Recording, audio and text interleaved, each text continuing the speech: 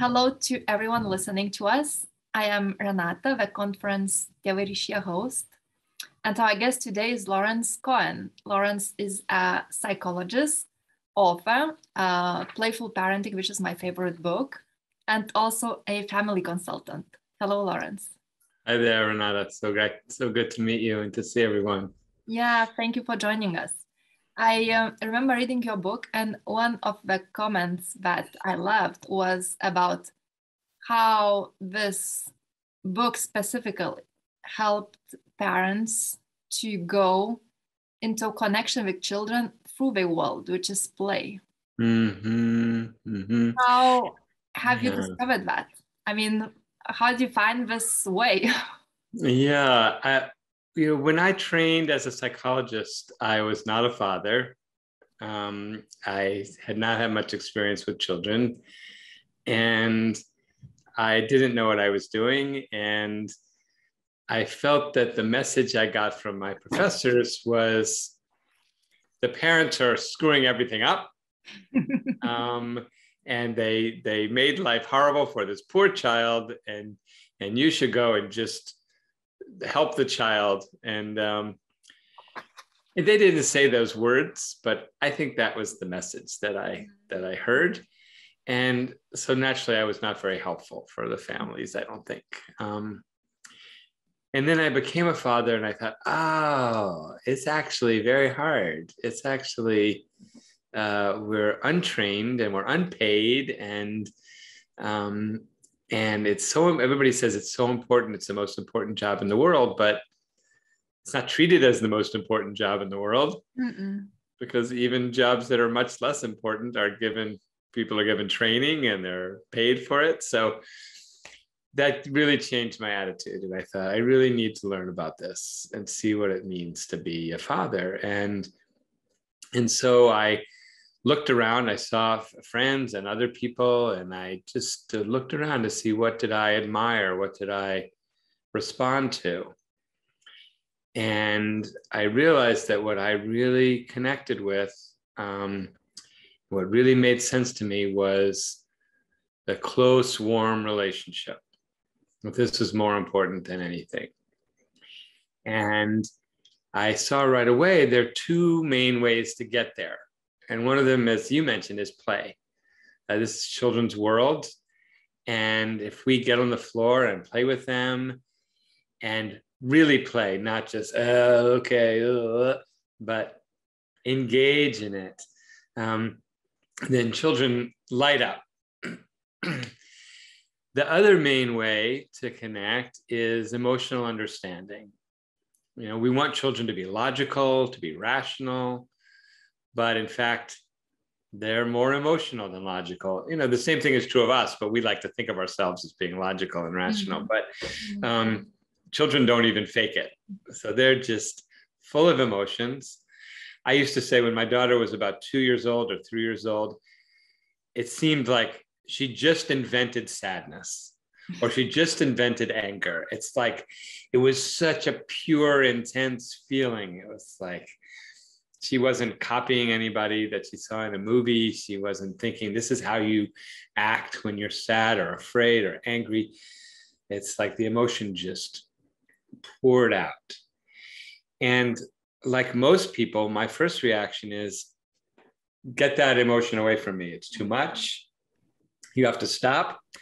I can make you feel better with, oh, here's a little toy. I'll make you feel all better. Or don't talk to me like that, or don't do that, or everything's fine. Everything's fine. And fortunately, that didn't work. I say fortunately because sometimes it seems to work, but really it's not working. The child can hush those emotions temporarily, but where do they go?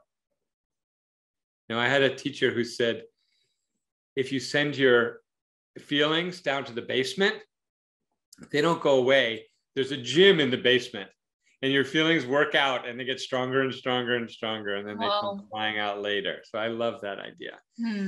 So with my daughter and later with my son, these techniques just didn't work. And so they just had their feelings. And I realized what I can do is to be with them.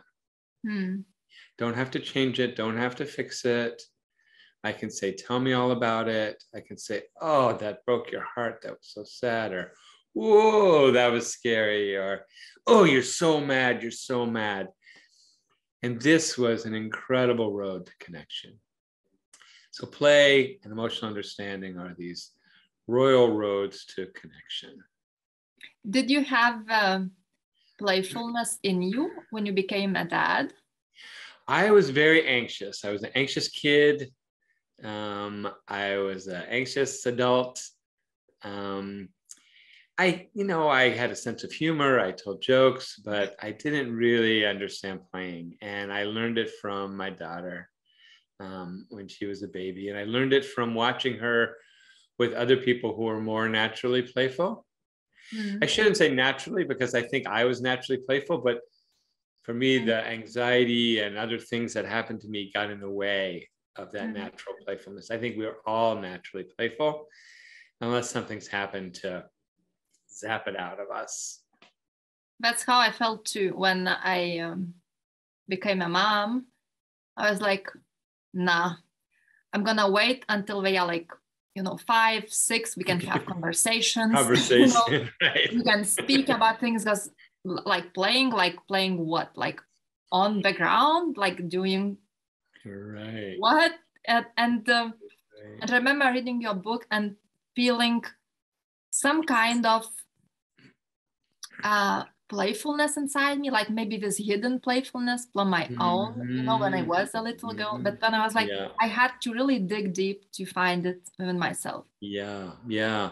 So maybe something that listeners can think about is, what are your early memories of play from your childhood?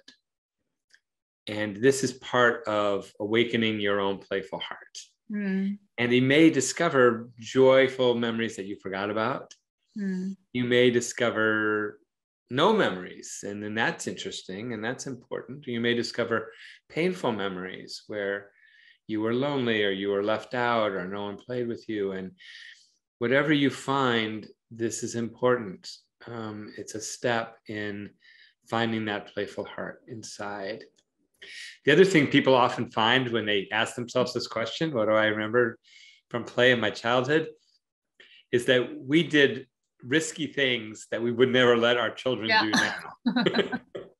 And we are okay. So maybe we cannot hover so much and be careful, be careful, be careful. Maybe we can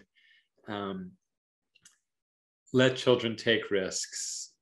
Be smart about it, be nearby, but keep our mouths shut and not say, don't do that, be careful, be careful, be careful.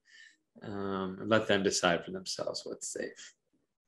Can we talk a little bit about the importance of play in our children's life? Why play is so important to children?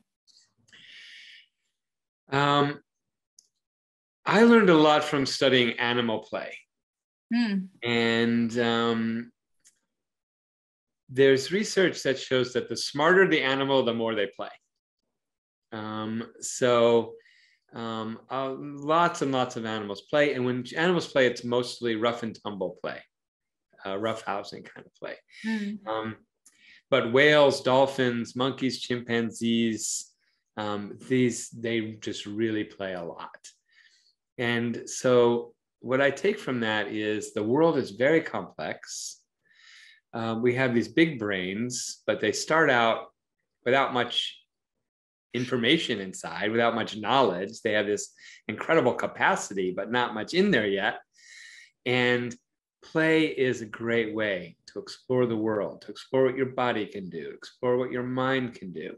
And play is great for this because there's no, you can make mistakes and they're not life and death.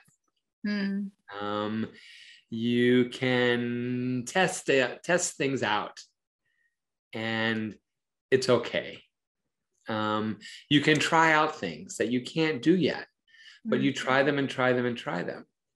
Remember when my granddaughter was about 2.5 and she was learning to climb upstairs, She just wanted to go upstairs and downstairs and upstairs and downstairs. And she had this intense concentration. And she could do this for way longer than I could stand because I would get bored. But I knew she's learning, she's playing. It's play because she's completely engrossed in it. Time disappears.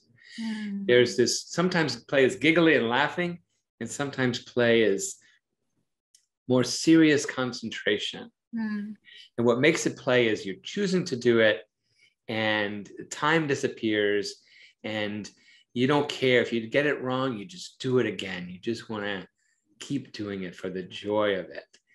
And children don't need to be taught to climb stairs. Like, okay, now we're having a lesson on climbing stairs. They will want to do it just for the joy of another adventure, another challenge. And this is where play comes in. And so we've really missed the boat in the way we set up schools, because we say, stop playing, sit down, memorize this. And the other way of talking about this, about why play is so important, has to do with the brain. And this really was eye-opening to me when I learned this, that we think of the brain, there's trillions of nerve cells and they're all interconnected, and they don't really go one by one. They're organized into these different pathways. And we have a pathway for each emotion, and we have a pathway for each sense, smell and hearing. And we have a pathway for small movements and big movements. We have a pathway for language and for memory. So all these different pathways. And the brain develops best when a lot of these pathways are activated at the same time. And especially if the social pathway, like you and I here talking together, if that's activated, then all the other pathways light up brighter. Okay. So if I was alone just thinking about playful parenting, it would be like, but we're talking about it, you're listening, and so it lights up brighter. So think about a normal school day. You're sitting still. You're not allowed to talk to the person next to you. You're doing one thing over and over again. So you're trying to say this one pathway is the only important one, is the only one you should be involved in. Shut off all the other ones. This is not how the brain develops. We turn off the social one and we expect the child to learn. They don't learn their best. Now think about play. Think about a 3 or 4-year-old doing dramatic play, or 6 and 7-year-old making up their own games. Their whole brain is lit up. Their pathways are engaged of their language, their emotions, their sensations, their body, their memory. All of these are active all at the same time, and they're interacting. And so the social pathway is activated. And so the learning that goes on is much richer, much deeper. The brain development is much better. And yet we look at children playing, we think they're wasting their time. They're not learning anything. That's so true. They play, like there's something diminutive about, like they're only playing. Yeah, like, only playing. No big deal, like they're only playing. That's so true what you told about your daughter. I remember my daughter being maybe 2.5, and we would go to a playground and she would stop at the gate and spend, I don't know, maybe 15 minutes opening, closing. Closing. You would never get to go to the playground. Right.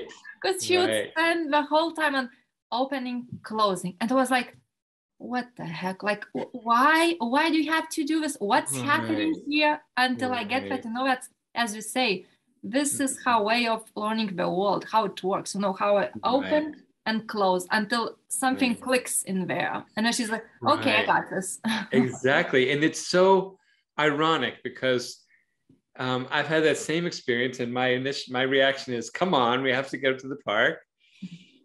But then later they're sitting at doing their homework. We want them to be doing their homework, and they're wanting to do a million different things. And we say, no, sit and focus on this one thing. Well, earlier when they were sitting and focusing on the one thing, the gate, we tell them, why are you still doing that gate? Yeah. We have to get to the playground. So I see this at a museum or a children's exhibit kind of thing. The parents are saying, look at this, look at this, look at this. Well, let the child choose their own pace. If they want to run around, that's fine. If they want to stay one thing for the whole time, this is how they develop focus and concentration. And so I don't know what to call it. It's like shooting ourselves in the foot. We want them to have focus and concentration, but I we guess interrupt it when we see it. Our way. The way we see it, because when it's way, we're like, no, something's wrong. Like we should change it. Right. Okay, so how do we use play to connect? Say, where do we start? Like, what do we do? I think you start by getting in close and watching. And so I see what you're doing. I'll do it also. If the child is playing with blocks, we can sit nearby. We can hand them blocks. We can say, wow. We don't want to be evaluating and praising or punishing, but we can say, wow. I just got to interrupt 1 second because the sun came out. I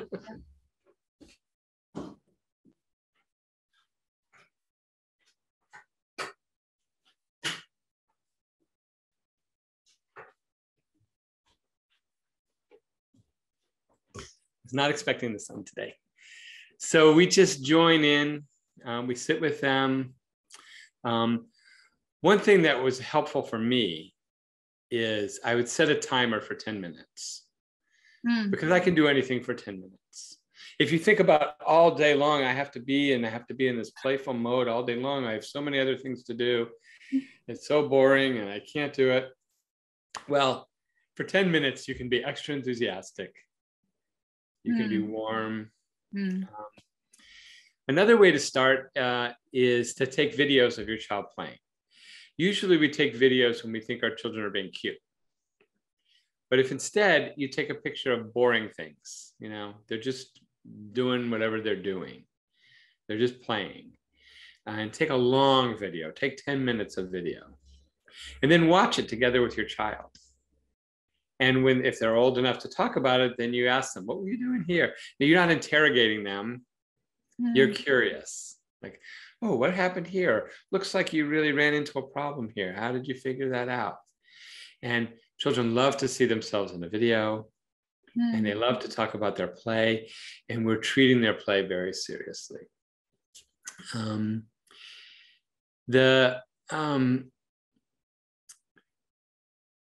I like to add a dramatic element. So this is another way to get started in play. So you're doing just any activity and you pretend that your bear's doing it. Or you pretend that you're going to grandma's house, or you pretend that there's elves and fairies, whatever, anything pretending that grabs you or that your child is interested in. Your child is smart. They know that this is not real. But for me, this is kind of like putting on a play hat. Like playing a character. Yeah, play a character or a role or a setting. You're having dinner and you just can pretend you're at a restaurant. And this adds a play element and lightens everything up. Yeah, I remember a story from your book when you told a story about you playing with your daughter and she invited you to play with dolls and you were like, no way. Right. Like, how could that be? I mean, this is so boring. And then I remember you describing how you first like put them side by side by the maybe hair color, then by the size, then by, I don't remember whatever, criteria you had, but like, this is really about like, as you say, it's 10 minutes. I can do 10 minutes and I'm here fully present. okay, let's figure this out. So I have those dolls I have to play with. Okay, I'm gonna do something with those dolls. Right, exactly. Mm. And it took me a while to realize I don't have to know how to play with dolls. I can just watch her. And that's how I'll learn. Yeah. That our children know how to play. And so we watch them. We expose them to some interesting materials. And I'll just have a little aside about toys, that parents often are drawn to the ones that are really flashy, the newest things, and they have electronics in them and all this. And to me, those toys do all the work. That the best kinds of toys are a stick, a box, blocks, a doll, where the child does the work. And I mean, I use the word work loosely, and they're playing, they're putting their imagination onto it. The toys are not good for teaching. So simple, with many possibilities. Stick could be 10 different things in a minute. Yeah. I remember visiting our kids' preschool, and they had this show for parents when we let parents see what children know how to do, and I remember they had those blocks, and I guess the teacher had a plan somehow what those blocks should look like.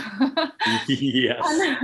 and then my son was like, he was building other things. He was like, but see, if I put it that way, that could be a tower. And if I put it that way, that could be a dragon. And teacher was like, no, this is not what it is. Like, no, this is not what it is. I was like, you are missing the point. Exactly. Right?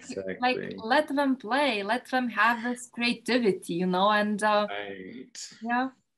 right. Children are the experts. And yes, one thing about play is there's not one right answer. It's open-ended. And so I think this pressure that early childhood education feels to get ready for school, that's their purpose. So we have to prepare children for school where there's one right answer, and you're punished if you get the wrong answer, and you're rewarded if you get the right answer. But play is not like this. And in fact, instead of making early childhood like school, we should make school like early childhood. We should take away those tests where there's one right answer, and have children explore things and be able to show everything that they know. You hear about great scientists, inventors, discoverers, explorers.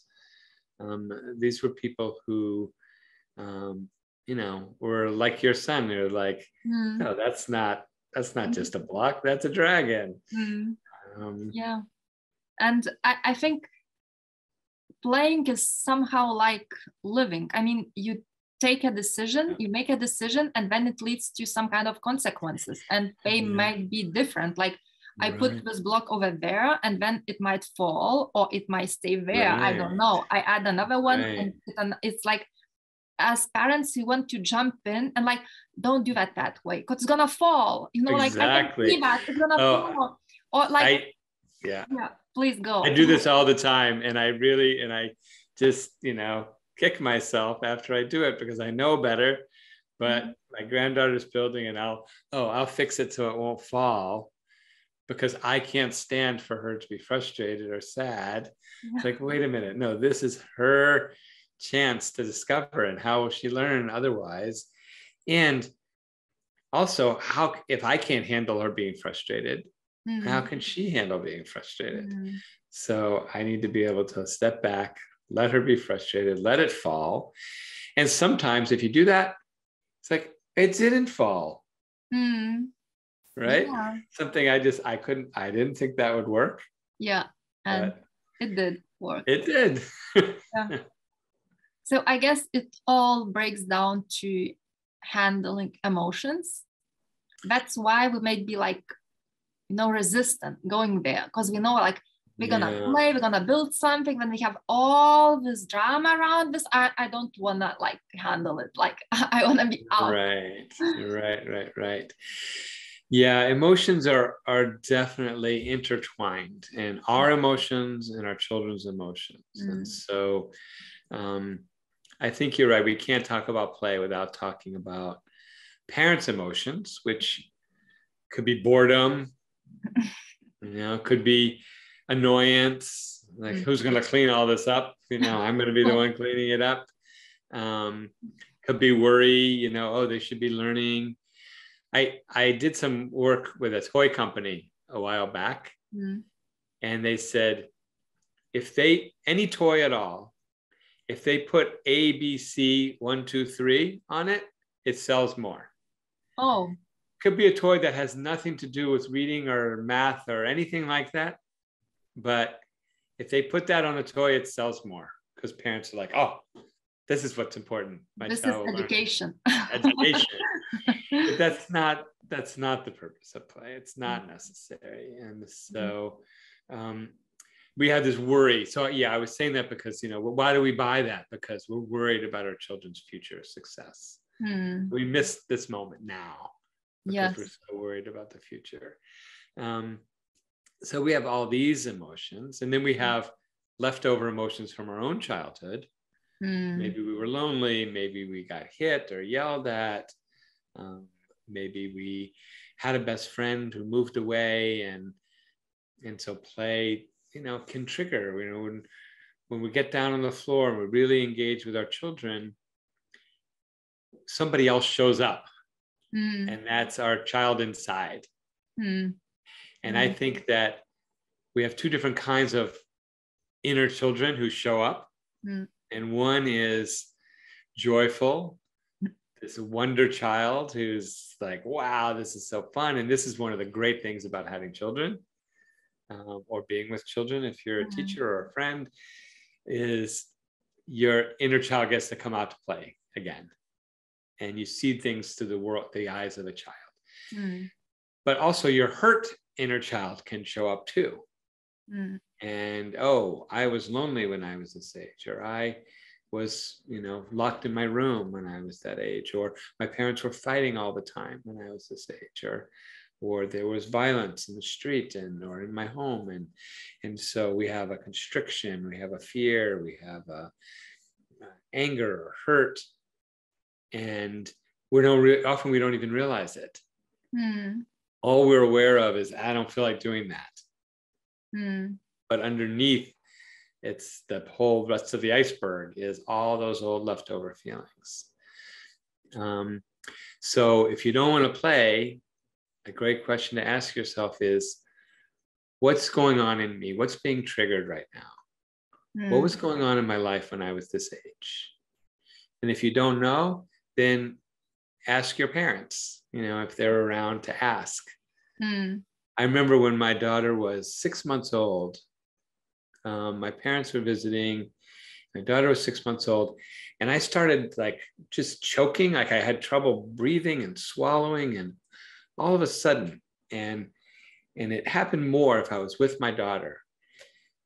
And so I don't know, it occurred to me to ask my mother, because she was there visiting. It's like, what was going on when I was 6 months old? And she said, oh, that's when we went away and left you with your grandmother. I was like, oh, because I didn't remember this. I was 6 months old. But I knew from later on that my grandmother would force me to eat. She was like, eat, eat, eat, eat, eat. That's the kind of grandmother she was. So I imagined like I was 6 months old and I missed my mommy, and she was like, eat, eat, eat, eat, eat. And so here, all that came rushing back. And if I hadn't asked the question and found that out, I would have just thought, oh, there's something wrong with my throat. I've got to go to the doctor, or there's something wrong with me.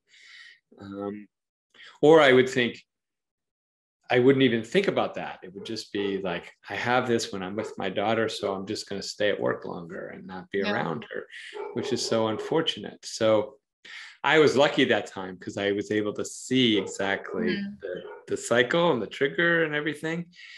often it's more mysterious, and we just think, okay, maybe something was happening when I was 3 or when I was 6, or and I might not know exactly what it is, but I can just say, okay, little 6-year-old Larry, you can play with us too. What about children emotions?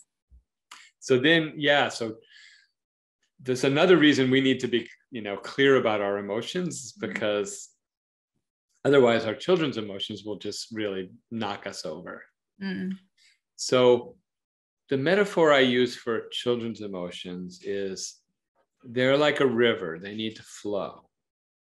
Usually we see an emotion and we think it must have stopped. Okay? Maybe there's some okay emotions that are fine, but anger, fear, sadness, temper tantrum, like this has to stop. So we put a dam in the river, and what happens? A flood. You can stop it for a while, but then you get more flooding. So we want the emotion to flow. So the parent's job is to be the riverbank, to be the sides of the river, help contain that emotion. We don't take it away. It's not our emotion, it's their emotion. But we help contain it. And we do that by saying, oh, I see that you're sad. Oh, I see that you're angry. You don't say this like a robot. I see a lot of parents trying this. Oh, you are very angry. And they say, I tried reflecting the child's emotions and they got mad. It's like, you weren't reflecting the emotion, you were a robot. So to really reflect the emotions, like, oh, that made you so mad. When I said no more cookies, you got so mad at me. Oh, you were mad. You just wanted to throw things. You were so mad. Yeah. Sometimes just that reflection, the child relaxes. Other times they're like, yeah. So then you can say, let's go find something you can throw safely. Get some of that mad at. Let's go punch some pillows together. Go to your room until you can smile. Then what happens? What happens to that energy of that emotion? They're either going to destroy everything in their room, or they're going to build up this resentment of you, or they're going to have a fake smile. And you know how creepy it is to be around people who have that fake smile. Oh, yes, everything's fine. I really want to kill you, but I'm smiling. So we don't want to train children to do that. So we accept the emotion. The riverbank doesn't decide how fast the river goes, how deep the river is, how cold it is, how warm it is. The riverbank is just right there. I'm right here with you. The temper tantrum, we just want to stop it, right? We stop it with threats. We stop it with bribes. But what about if we say, I'm right here? And then maybe we're not too close because the child's, kicking. And, if you get kicked by a child in a tantrum, well, that's because you were standing too close. I can't really blame the child. Now, if they come running after you, then you might have to hold them, gently but firmly. But if they're on the floor kicking and all that, and they hit you, that's because you got too close. But you don't have to walk away and ignore them, because where does that leave a child? I'm overwhelmed with this emotion. I can't handle it. I don't know what's what. I don't know what's up and what's down. I'm totally taken over and you're gone. This is a horrible feeling. And so you just back up a little bit and you say, I'm right here. I'm here. You maybe turn a little bit away so the child sees the profile of your face.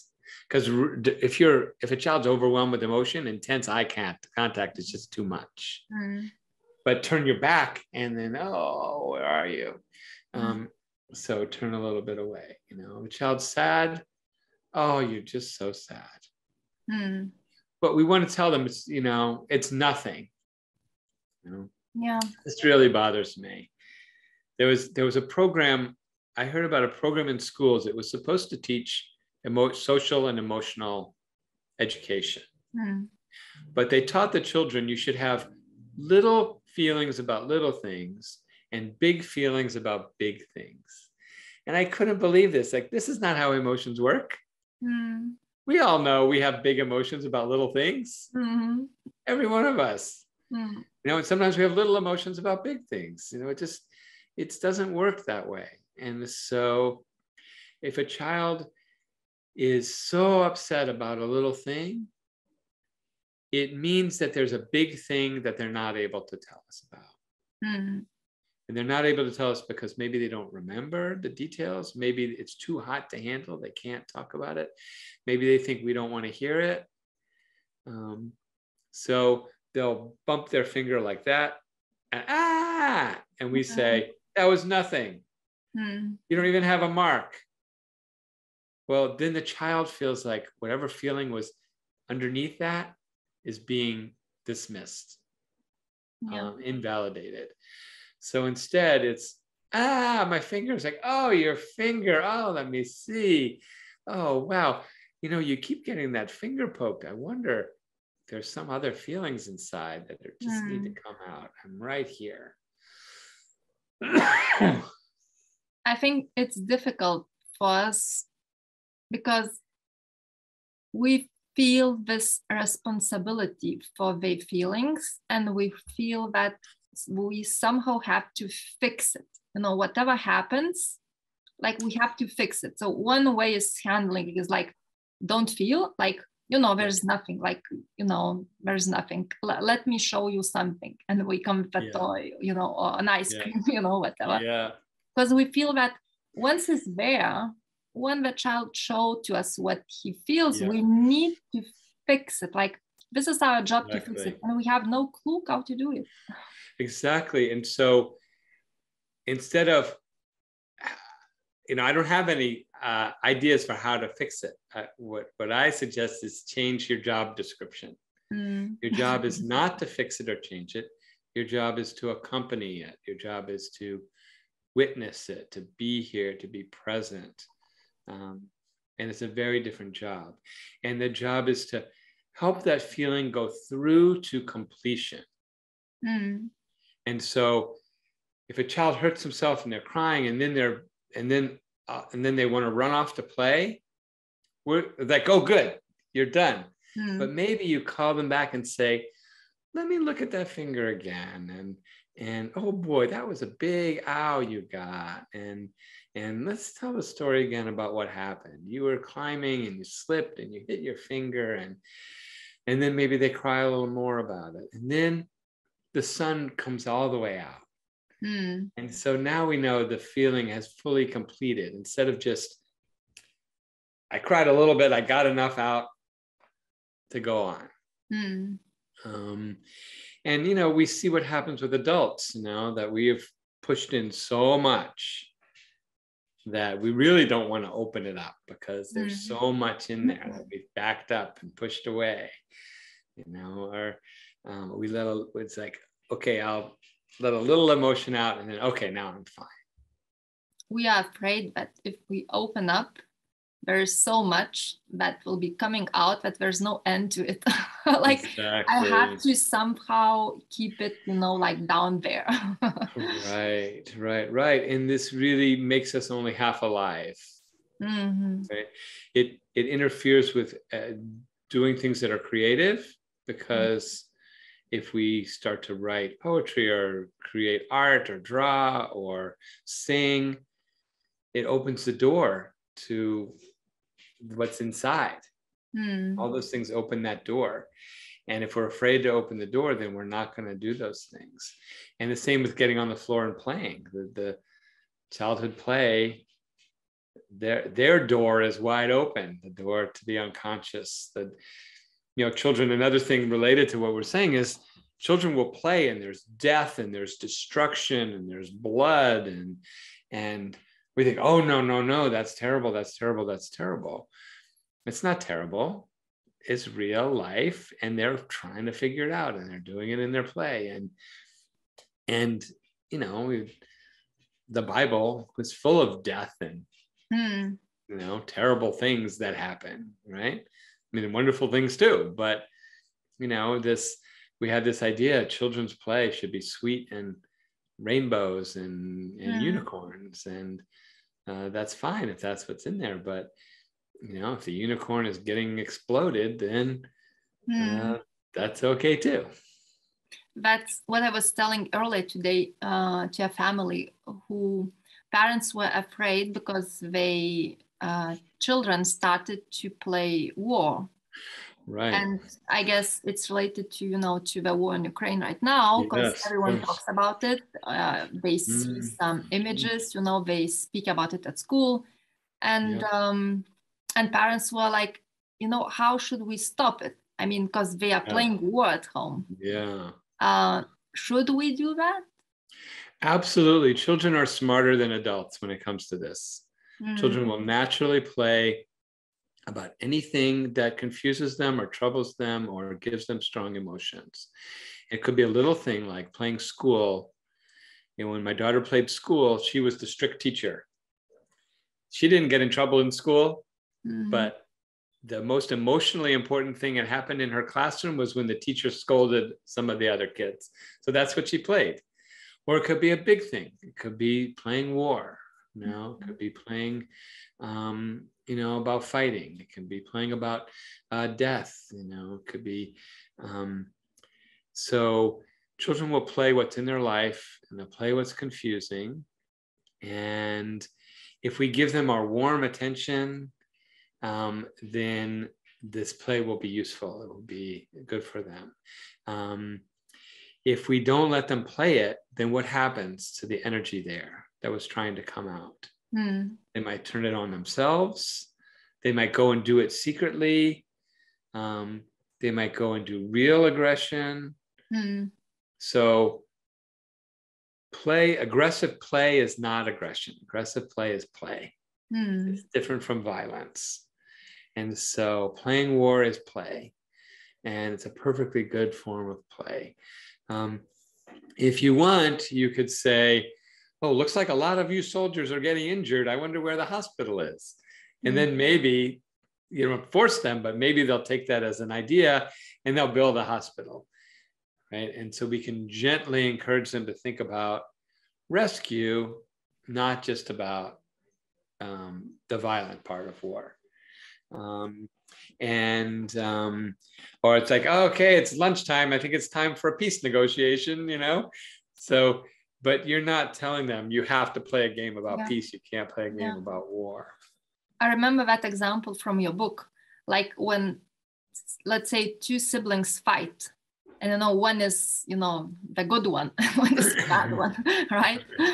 And so instead of blaming, instead of saying, how could you have done that, like, better, you are like, oh, we need help, like, could you be now, the rescue team, and I need, Band-Aid, I need some water, maybe I need something to clean, how to find again this, like, balance between what happened without blaming, but just, okay, so let's show us your other side, because you can also help.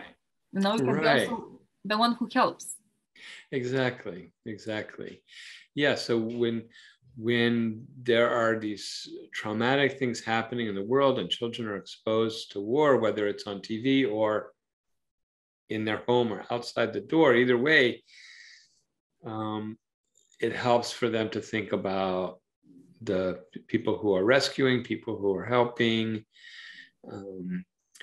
and to not, that we don't add to this, like, people are bad, because, your child's a person too. So if people are bad, what does that mean? And it's kind of like they are trying to make sense. Like, so if we see that it's very, like, aggressively, so we could maybe tell ourselves, okay, so I can show them another, like, side of this, like, what, but in war we also have, like, all these people who help, who rescue, who bring food, who like build shelters, whatever it is, like, somehow counterbalance, what exactly very dominant in their mind. Right. But not too much of that, right? So just a little of that, because like, they're lightly. So it's fine if they're not, if no one's getting injured, then bang bang bang, or you're the bad guy, we're the good guy, it's this is all very normal and very, very fine. children have been doing this forever, and yeah. And then this is not the cause of war, I mean, as grown-ups do wars, not kids. So I guess what we are saying is that we can also use play to address some, I don't know, let's say behavior problems, right? Instead of like getting all serious, like now we have to talk and I'm gonna tell you what's happening. We could use playfulness to address an issue. Yeah, exactly. So I think about this two different ways. So one way is we have a problem and we bring that problem over to the play zone. So let's play a game about that, right? Or we could think of it the other way. We have a problem and we bring play energy to the problem. Mm-hmm. So this could be an everyday thing, like going to bed, getting ready for bed. Yeah. And so how do you be playful about that? Is you might say, instead of me yelling at you about going to bed, let's switch, okay? You be the mommy, I'll be the kid. And you tell me to go to bed. And then they'll say all the things that you say, the good and the bad. And you can whisper, it's like, should I be cooperative or should I be really a jerky kind of kid who doesn't do what you say? And they'll say, oh no, be a jerky kid. And so you say, I'm not going to bed. And you check with your kid, you watch, and it's like, because you don't want to be making fun of them. You want laughter. So here's the two of you laughing at something that has been really anguishing before, and now you can laugh about it. Sometimes in the moment is not the time to do this because you're too aggravated and it's not the right time. So you do it in another time. So before dinner, you say, you know what? Let's practice our bedtime fight. You were so tired when we do our bedtime fight. Let's have our bedtime fight now. Who do you want to be? You want to be the kid? Do you want to be the parent? And already you're laughing about just the idea of that. Yeah. So you bring play energy, which is this light-hearted energy, to a real problem. And then you could do this with something more serious. So a child has a serious illness and children will naturally want to play doctor. And they want to be the doctor, right? And so then you're like, no, don't give me that injection. Get away from me. Oh, you got me. And they get to be the powerful one. Or sometimes children will want to, in their fantasy, they'll want to punch and kick the doctors because the doctors did terrible things to them. Well, that's not the time for a lecture. That doctor saved your life. You should be grateful. Of course they know that. And of course they're grateful. And they have a whole lifetime for that. But right now they're mad. And it didn't feel like they were saving their life. It felt like you were hurting me. And so then it can be like, I'm the doctor, come and get me. And this is another game that I really love for any kind of a difficulty a child is facing. You pretend to be that thing, and then they tackle you and they grab you and they knock you to the ground. So they conquer you. So it could be, I'm the mean kid at school, or I'm the difficult math problem, or I'm the strict teacher, or I'm the nervous, anxiety that you get when it's time for a party or time for a test. Anything that they're struggling with, you represent it, and then they have to fight you, and then they end up winning. So this is a game that it's good for them to win at the end, so that symbolically they have conquered and vanquished that problem. So they have to work to win. They have to really, and then they get you. I love it. What about, I think the most difficult emotion for parents is anger. Like when kids get angry, it's like we feel confronted, I guess. We feel like it's us or them.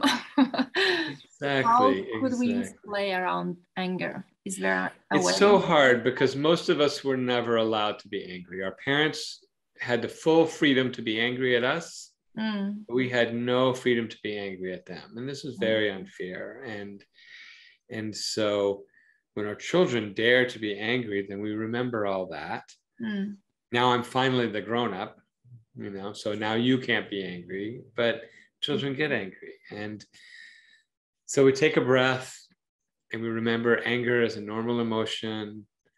Anger is not dangerous. No emotion is dangerous in itself. Actually, trying to suppress emotions is what makes them dangerous. So we try to suppress them and they explode, and that's dangerous. So so a breath, a reminder to myself, it's anger, it's okay. A reminder to myself, if I can't handle this anger, how can a child anger? They're just little. How can they handle this emotion? So I like to say, this is a big feeling, and together we can take care of this feeling. We can handle this feeling. And that we remember the difference between symbolic expression and dangerous, violent expression. So what we usually do is to tell children, use their words. So they punch or they grab and we say, use your words. Well, we don't really mean that, because, I've seen parents say that and the kid starts cursing and swearing and then all these horrible words. Like, you can't say that. It's like, you told me to use my words. So it's like, use nice words. It's like, wait a minute. I can't use nice words about anger. I mean, can you use nice words about anger? If you're really angry with somebody, you don't have any nice words. So symbolic, we have to expand. It's not just, I am angry. That's not the only acceptable way to express it. Nobody's getting hurt when I do that. Tearing up a piece of paper, nobody's getting hurt. Yeah, nobody's getting hurt.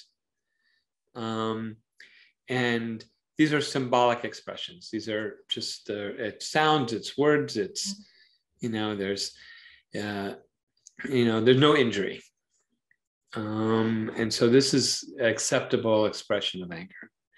I like to teach children a few more ways. So one of my favorite ones with anger is to take a cloth and you twist it both ways like that, one hand this way, one hand that way, and stare at it with like laser eyes. And you can make a sound, like a growling sound, like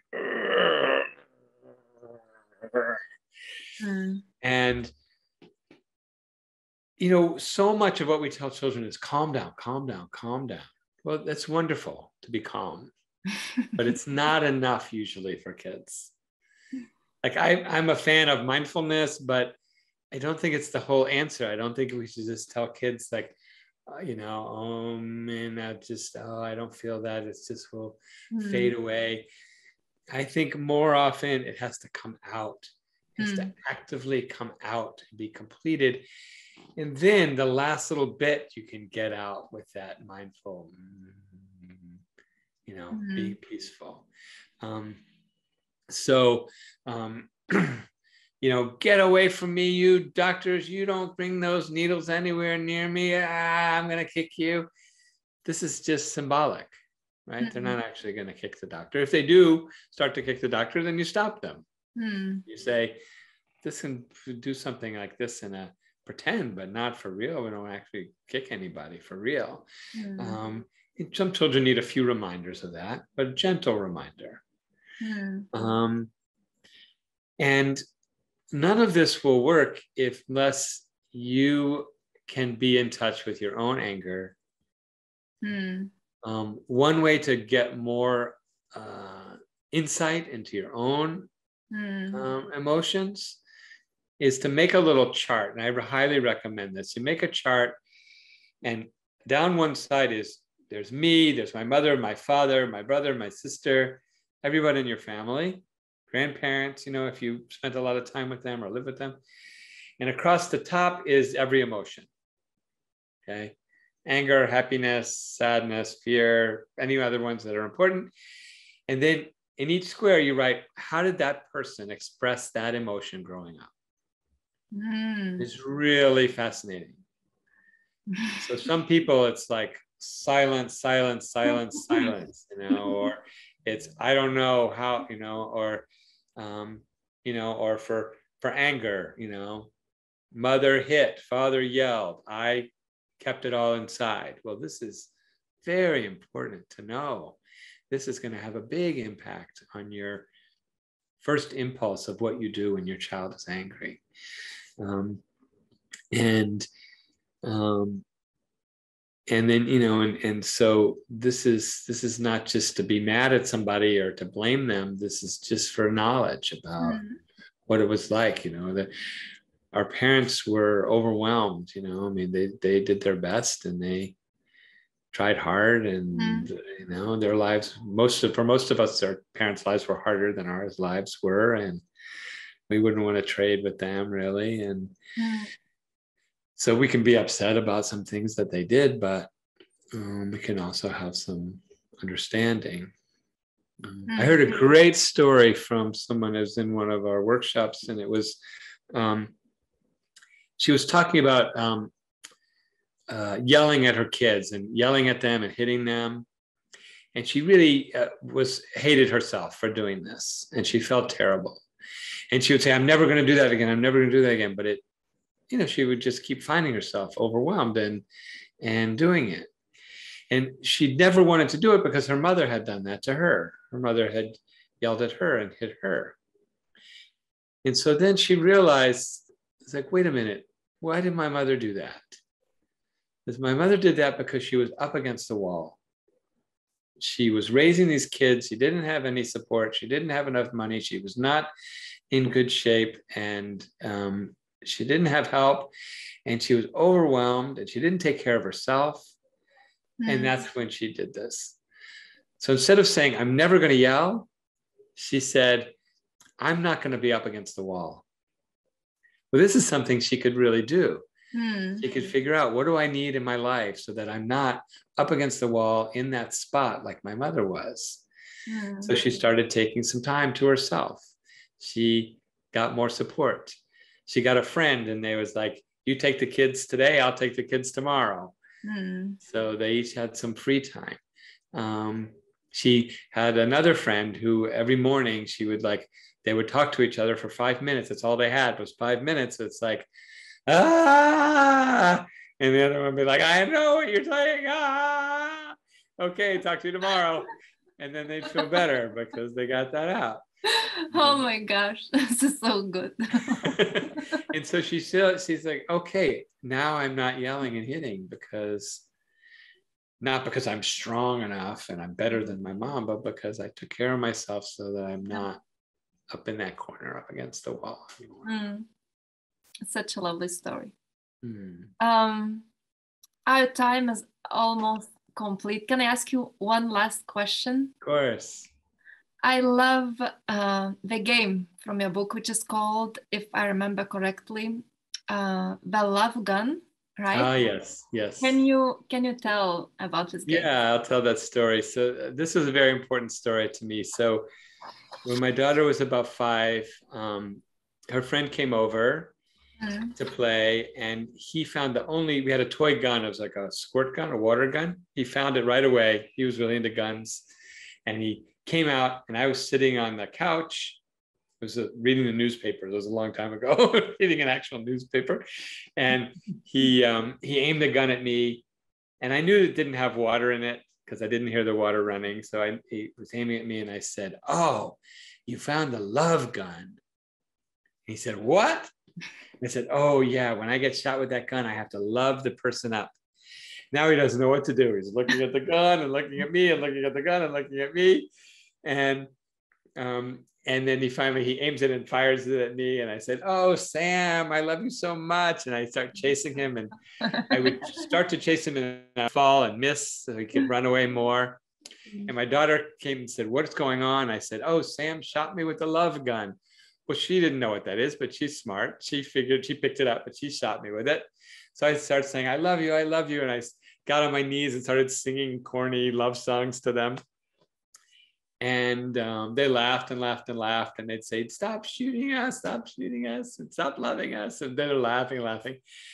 And then they went off. They got bored with this. They went and did something else. And I went back to my newspaper and forgot about it.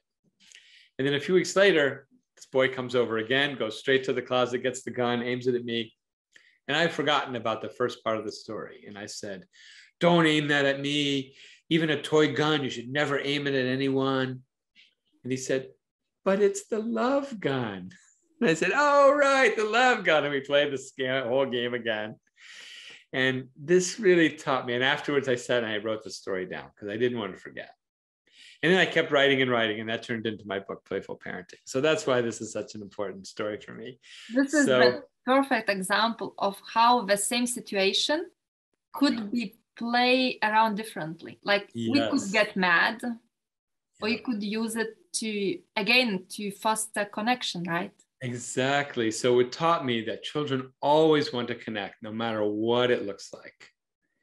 And if he had really been angry, then he wouldn't be ready for that play. Then he would need emotional understanding. Oh, you're so angry. Let's talk about it, or let's get that anger out of you, and then we can talk about it, and then we could play. But he was just, it was this aggressive play, and I forgot. I thought, oh, this is dangerous. There's a gun pointing at me. So I'm just triggered into my old fears, right? So, but if I remember this is play and I can play back, then it's really delightful. Thank you. Thank you, Larry. That was such a lovely discussion, and I laughed so much. Okay.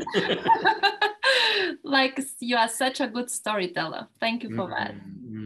Thank you so much for having me, and I hope everyone enjoyed this. Thank you. Have a good day. Bye-bye. Bye-bye.